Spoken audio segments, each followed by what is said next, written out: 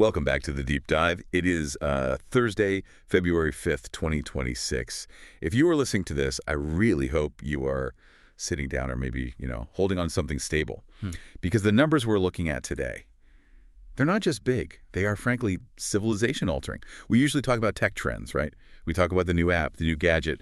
But today we are talking about the kind of money and the kind of silicon that actually alters the trajectory of the entire global economy. It's an absolutely fascinating time to be watching the infrastructure space. Usually infrastructure is the boring stuff. It's the plumbing, the wires, the cement. But right now, in February 2026, the plumbing is where the entire revolution is happening. It's where the wars are being fought, literally and figuratively. Exactly. That's such a good way to put it.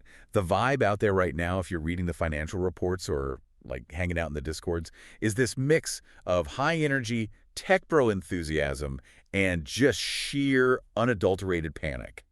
Everyone is buzzing about the scale of money moving around. And just to set the stage, I want to throw one number at you to kick things off. This comes straight from the source material we're looking at today, Amazon. The everything store. The everything store is trying to become the everything intelligence. We all know they have deep pockets. But CEO Andy Jassy just told investors that Amazon is planning to spend $200 billion in 2026 alone. $200 billion. Just say that again. Just to build out AI infrastructure. That billion with a B, that's the GDP of, I don't know, a small European country. Or maybe a mid-sized oil state. It really, it puts things into perspective. We so often get caught up in the flashy apps or the new chatbots, the user interface layer. But the reality is that the companies building the foundation, Amazon, Microsoft, Google, they are betting the entire farm on this. And that $200 billion isn't just going into empty warehouses. It's going into compute. It's going into the hardware that makes AI possible. And Jassy was so specific about it. He said they're doing this because of, and I'm quoting here, very high demand for AI workloads. So the premise of our deep dive today isn't just about big tech spending money. We hear that all the time. It's about what they are buying. We are diving deep into the absolute muscle of this AI revolution. We are talking about the NVIDIA H200. The H200? I mean, this is the piece of hardware that has essentially become the gold standard for what NVIDIA is now calling the AI factory. I love that term, AI factory. It sounds so industrial, but that's what it is, isn't it? It's not a server farm anymore. It's a factory that's producing intelligence. So our mission today is to unpack the specs of this beast, the H200. We're going to follow the money and the chips as they flow into China, specifically looking at ByteDance, Alibaba, and Tencent. And then we're going to bring it all the way down to the little guy, the creators and the faceless brands who are actually using this massive compute unlock to change how content is made. It's a journey from the microscopic transistors all the way up to macroeconomic shifts. And it really all starts with what is under the hood of that H200. Let's get into it. Section 1. The beast under the hood. So we're looking at the NVIDIA H200 Tensor Core GPU. Now, for the tech bros listening or, just anyone who loves a good spec sheet, this is the flex. This is the hardware that everyone is fighting over. It is, absolutely. And the headline feature here, the thing that really separates it from everything that came before, is the memory. It is the first GPU to feature HBM3E memory. Okay, let's pause right there. HBM3E. I feel like we see these acronyms and our eyes just glaze over. But this one actually matters. Break that down for us. Right. So HBM stands for high bandwidth memory. Pretty straightforward. The 3E stands for the extended or enhanced version of the third generation. Here's the problem with AI hardware historically. You can have the fastest processor in the world, the part that does the actual math, but if it can't get the data fast enough, it's just sitting there idling. It's like having a Ferrari engine, but you're trying to feed it fuel through a coffee stirrer. You just starve the engine. You starve the engine, exactly. You hit what we call the memory wall. The H200 basically breaks through that wall. We are looking at 141 gigabytes of memory per GPU. 141 gigabytes. Let's compare that to the previous king, the H100. What was that at? The H100 in its standard configuration had 80 gigabytes, so we're not talking about a small jump. We're looking at nearly double the capacity. That is a massive, massive leap in a single hardware generation. But it's not just the size of the bucket, right? It's how fast you can pour the water out of it. Precisely. That is the bandwidth. And this is where it gets kind of mind-bending. The H200 hits 4.8 terabytes per second. That is a 1.4x increase over the H100. Okay, let's unpack this with a holy shit math moment, because 4.8 terabytes per second is a number that is just. Yeah. It's hard to It's visualize. totally abstract, yeah. The analogy I saw in the notes, which I think is just perfect, is the difference between drinking from a fire hose and drinking from Niagara Falls. I imagine you're an AI model. You are hungry for data. The H100 was a fire hose, plenty of water, hurt your face a little bit, you know. The H200 is Niagara Falls. It allows these large language models to have these massive context windows. And that context window point is so crucial. When we talk about an AI remembering things, like if you upload a 500-page document and ask it questions, that entire document has to sit in the GPU's memory. If the memory is too small, the AI literally has to forget the beginning of the book just to read the end. With 141 gigabytes per chip, and knowing that these chips are almost never used alone, well, the scale just gets wild. Right, because nobody just buys one H200. Right. But you don't put this in your gaming PC to play Call of Duty. No, not at all. You buy them in a system. The standard unit is the HGX H200, which is an 8 GPU baseboard. So if you do the math, 141 gigabytes times 8, you are looking at over 1.1 terabytes of aggregate GPU memory in a single server node. 1.1 terabytes of ultra-fast video memory? That is insane. And over 32 petaflops of FP8 deep learning compute. Petaflops. I love that word. It sounds like a dinosaur or something.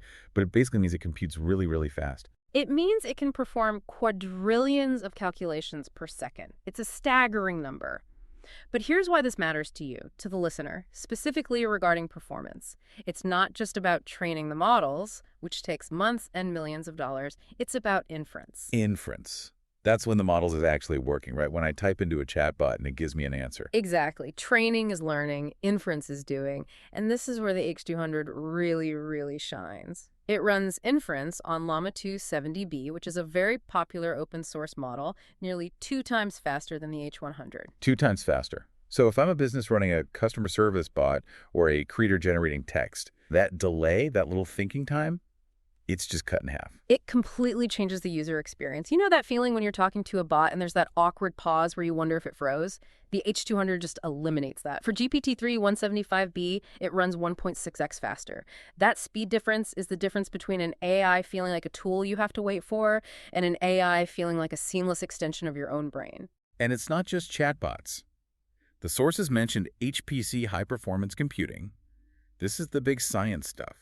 Weather simulation, drug discovery. Right. For those scientific workloads, the H200 can be up to 110 times faster than traditional CPUs. That's not a marginal gain. That's a paradigm shift. That changes, we'll get the results next month to, we'll get the results this afternoon. Yeah, think about the implications of that for a second. If you're trying to fold a protein to cure a disease and you can iterate 110 times faster, you are fundamentally accelerating the pace of human discovery. It absolutely is. But, and there's always a catch in hardware, right? Yeah. You can't just slap this card into any old server rack and expect it to work. The sources talk a lot about an architecture-first mindset. Yeah, the Lenovo Innovation guys were really adamant about this. They emphasize that it's a holistic system. You can't just buy the muscle, the GPU, without also buying the skeleton and the nervous system. You need the NVLink switch, which provides 900 gigabytes per second of bandwidth just between the chips themselves. So the chips can gossip with each other at incredible speeds. Constantly, they have to coordinate. And you need the ConnectX-7 networking adapters, which provide 400 gigabits per second to talk to the outside world. Because if the chips can talk to each other at 4.8 terabytes per second, but the wire connecting that server to the internet is slow, then you've got a Ferrari stuck in bumper-to-bumper traffic. The pipes burst, metaphorically. You need the whole super POD architecture. It's not just a component. It's a data center design philosophy. So Amazon is spending $200 billion to build these super PODs. But they aren't the only ones buying. And this brings us right to Section 2, the global compute war. Because this hardware is so powerful, it's become a geopolitical football. It absolutely has. The H200 isn't just a product, it's a strategic asset. It is the oil of the 21st century. And we have reports from Wired confirming that despite all the talk of trade wars and restrictions, there's approval to sell H200 chips in large volumes into China. This is fascinating to me. You hear so much about the chip ban, but then you see the reality on the ground. Who's buying them? Who are the big players in China getting these? It's the usual suspects, but on a massive scale. ByteDance, the parent company of TikTok. Alibaba. Tencent. These are the giants of the Chinese tech ecosystem. They are the Google, Amazon, and Facebook of the East. And the Lenovo sources list the H200 status as controlled. That sounds ominous. It means there's friction. It means you need licenses. It means the U.S. government is watching every single unit that moves across that border. But control doesn't mean banned. It means monitored. And clearly the licenses are being granted because the demand is just too high to ignore. But where there's demand and restriction, there's almost always a black market. The Wired report mentioned an indictment regarding smuggling. Yes, this was a wild story. 4 people indicted for conspiring to smuggle H200 and H200 chips. It's like Miami Vice, but instead of bricks of cocaine, it's silicon wafers. It really is, and you have to ask yourself, why risk serious prison time for computer chips? Because the markup is insane. If a lab in China can't get a license, maybe they're a university with ties to the military, or just a startup that doesn't have the right paperwork, they will pay double, triple, quadruple the price. The compute bottleneck is the single biggest constraint for AI development right now. It is the ultimate choke point. It is. If you don't have the H100s or H200s, you simply cannot train the next generation of models. You are left behind. You're out of the game. It's an existential crisis for these tech companies. Yeah. If they miss this cycle, they might not exist in 10 years. And that level of desperation drives the market. That is the palpable feeling in the industry. It is a gold rush, but instead of shovels, everyone is fighting for GPUs. And speaking of fighting for GPUs, let's go back to the sheer financial scale of this for a second. Yeah. We mentioned Amazon's $200 billion, but there was another number in the sources that just made me pause. The rumored deal between NVIDIA and OpenAI. Ah, yes. The on ice deal. A $100 billion single investment. It's currently described as on ice in the reporting, which likely means, there are complexities with corporate structure and maybe some antitrust eyeballs. The DOJ is definitely watching. But just think about the fact that it was on the table. A single transaction for $100 billion worth of compute. That's the entire GDP of sizable nations. Wow. Just for chips. It's almost hard to comprehend that amount of money moving between just 2 companies. And that explains why NVIDIA's revenue is expected to be up 170% leading into 2026. They are the only ones selling the shovels in this gold rush, and the shovels happen to be made of diamonds. It is absolutely staggering. So the chips are flowing. Amazon is buying them. China is buying them legally and illegally. But what are they doing with them? Let's move to Section 3, the model ecosystem, specifically what is happening inside that China model zoo. This is where the narrative really starts to shift. For a long time, the perception in the West was that the U.S. leads in AI models. OpenAI, Google, Anthropic, and everyone else is just playing catch up.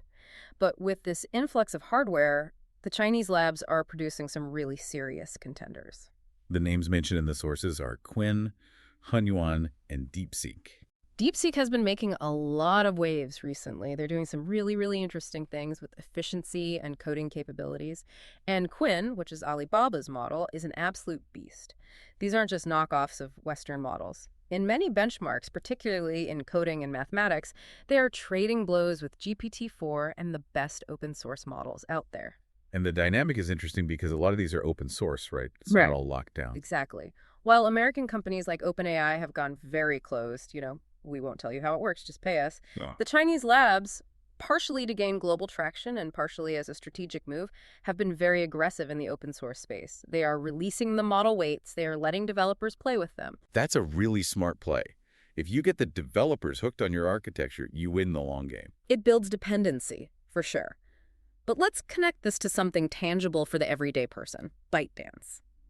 They own TikTok. They are buying massive amounts of H200s. They're not just doing it to make the For You page slightly better. No. They are powering tools like CapCut. CapCut, exactly. CapCut is huge. I feel like half the videos on the internet are edited on CapCut now. My niece uses it. Major brands use it. And CapCut is rapidly becoming a full-blown AI suite. And this is where that whole faceless brand workflow comes in. Explain that for the listener who might not be on Hustle TikTok. What is a faceless brand? So a faceless brand is basically a content channel on YouTube, TikTok, Instagram that doesn't have a human personality front and center. It's automated content. Think of those channels that narrate scary Reddit stories or summarize news or give motivational quotes with stock footage playing in the background. Right, the ones where you can kind of tell it's a synthetic voice, but the editing is really snappy and the captions are perfect. Historically, that took a human editor hours and hours. You'd have to write a script, record a voiceover, go find stock footage, edit it all together, add captions. It was a grind. But now, What does that look like? With the H200 powering the back end, ByteDance and others are enabling what they call multi-model workflows. Easy chaining models. You got it. You have one model, write the script. You pass that text instantly to a text-to-speech model. You pass that audio to a video generation model or a stock footage retrieval model. And because of that inference speed we talked about, that 2x speed up, that massive bandwidth, this doesn't take an hour to render. It happens in near real time. That is just wild. So the creator in this scenario is more of a director. They're just guiding the AI, setting the parameters. Or they're just the prompter. They type, give me 10 weird facts about space with spooky music, and the H200 spits out a finished video a minute later. And this brings us right to section 4, the impact on the little guy. Because we talk about Amazon spending $200 billion, but how does that actually impact the YouTuber in their bedroom? Well, it seems like the trickle-down effect is actually real here. The H200 itself costs, what, $40,000 or whatever the market rate is today, maybe more on the black market. But the service it provides becomes incredibly cheap. Right. It's commoditized. If inference is 2 times faster, the API costs drop. The time it takes you to generate an image or a piece of text drops. This empowers the individual creator to produce what we used to call studio quality output. The 2026 report from Circle has some interesting stats on this. It says 88% of creators monetize via memberships. And get this, 48% run everything themselves. That 48% number is the key. Almost half of all professional creators are solopreneurs. They don't have a staff, they don't have an editor, they don't have a lighting guy or a sound engineer. They are a one-person media company. Exactly. So AI tools, powered by this kind of high-end compute, they become their staff. It's the staff in a box. Staff in a box. I like that. That's a good t-shirt. And this is scaring the legacy players. There was a stat from INA, the International News Media Association, saying 70% of traditional publishers are now worried about creators pulling attention away. I mean, they should be. If one kid with an H200-powered subscription to CapCut can make a documentary that looks as good as a Netflix show, why wouldn't they be worried? The barrier to entry has completely collapsed, but the barrier to excellence might actually be getting higher. It creates a very fragmented media landscape. But it's not just creators. The sources highlight that mainstream adoption is finally hitting big brands. It's not just vaporware anymore. Yeah, we saw Coca-Cola, Nike, Starbucks, and these are not tech companies. They sell soda, shoes, and coffee. So what are they doing with this level of compute? It seems like overkill for a coffee shop. Well, Coca-Cola is using it to study customer behavior and innovate new flavors fast. They are basically virtually testing products before they brew a single drop. So AI-generated soda, is that what you're telling me? In a way, yeah.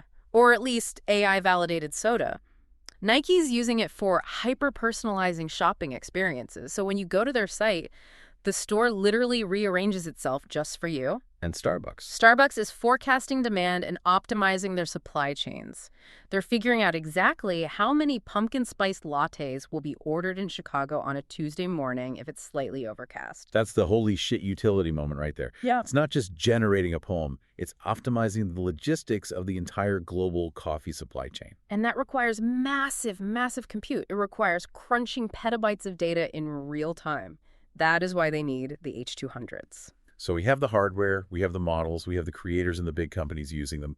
But now we need to talk about the future. Section 5, strategic moves and this concept of agentic AI. This is the next frontier. We've moved from chatbots, things that talk to agents, things that do. The sources mention NVIDIA's Rubin platform and the Vera Rubin NVL72. I love that they named them after scientists. Vera Rubin confirmed the existence of dark matter. A very fitting name, because they are trying to discover the dark matter of AI utility. The Rubin platform is built specifically for agentic AI. Okay, so define agentic AI for us. How is it different from just using ChatGPT? ChatGPT is passive. You ask it a question, it gives you an answer, it waits for you. And agentic AI has goals. You give it a mission. Plan a vacation for me to Italy, book the best flights under $1,000, find a hotel with a good view, and put it all on my calendar. It reasons. It takes action. It interacts with other software. So it's not just generating text, it's actually clicking the buttons, it's navigating the web, it's filling out forms. Exactly. And that requires a fundamentally different kind of compute architecture. It requires reasoning, not just pattern matching. That is what the Vera Rubin platform is targeting. And speaking of reasoning, we saw a massive partnership announcement in the notes. Apple partnering with Google. This was a huge surprise to a lot of people. Apple historically likes to own everything in their stack. They built their own chips, their own OS, their own phones. They hate relying on anyone. But for their next-gen Apple Foundation models, they are partnering with Google's Gemini system. To finally fix Siri. Ideally, yes, to bring real, powerful, natural language understanding to the device that's already in your pocket. But consider the strategic lesson here. Even Apple, with $2 trillion or $3 trillion, whatever they're worth now, looked at the landscape and said, you know what? We can't do this alone. We need Google. It just shows the insane difficulty of the problem. It shows that even with basically infinite cash, building a frontier model and the infrastructure to run it is incredibly hard. Strategic partnerships are the new meta. You absolutely cannot be an island in the AI age. So if Apple can't do it alone, the listener definitely can't do it alone. Which brings us nicely to our last section, Section 6, Actionable Takeaways. We've covered a lot of high-level stuff. Let's ground this. If I'm a creator, a founder, or just someone trying not to get replaced by a robot, what do I actually do? We have 3 big takeaways drawn from the Mean CEO blog and the Circle report. Pretty practical stuff. Takeaway number 1, upskill and start small. The Mean CEO advice was pretty blunt about this. I love her phrasing. She said, education must be experiential and slightly uncomfortable. It's great, slightly uncomfortable. It means you can't just read about AI. You have to use it. But, and this is the key, don't try to over-automate immediately.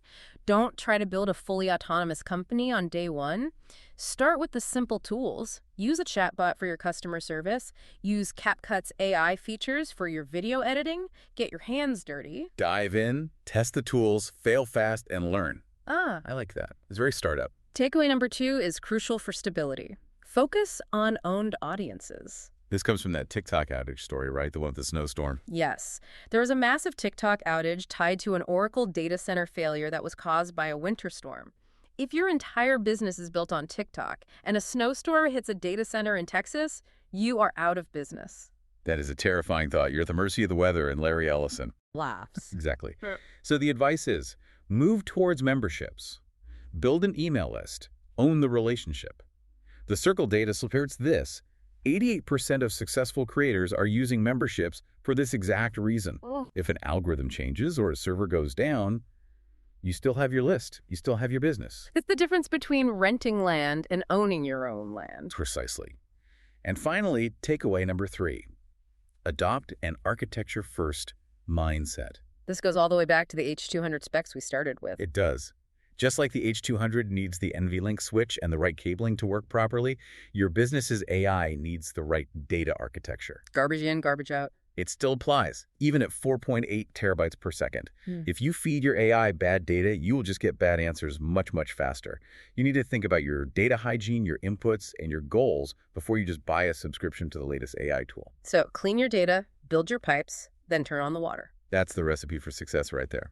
All right, we're coming to the end of our deep dive, and we always promise a final provocative thought. We've talked about $200 billion in spending. We've talked about chips that are 110 times faster for science. We've talked about agentic AI that can reason and act on its own. So here's the question that keeps me up at night. We're seeing the rise of the faceless brand and the agentic AI. If we combine those two trends, are we moving from an era of creator tools, tools that help people make stuff, to an era of creator replacement? Oof. That's heavy. Think about it. If the AI can write the script, voice the script, generate the video, and post the video, and it can do it 24/7 without sleeping or asking for a raise, does the human creator become obsolete? Or does the human just become the brand manager of a fleet of AI agents? Or the other side of that coin is, does this mean the faceless brand is about to become the single most profitable business model in human history? No employees, just servers. It is a distinct and very real possibility. The barrier to entry is dropping to 0, but the barrier to excellence might be getting higher than ever. Well, on that slightly terrifying but also incredibly exciting note, keep learning, keep building, and maybe go buy some storage for your data before the H200 eats it all. Good advice. Thanks for listening to The Deep Dive. We will catch you in the future.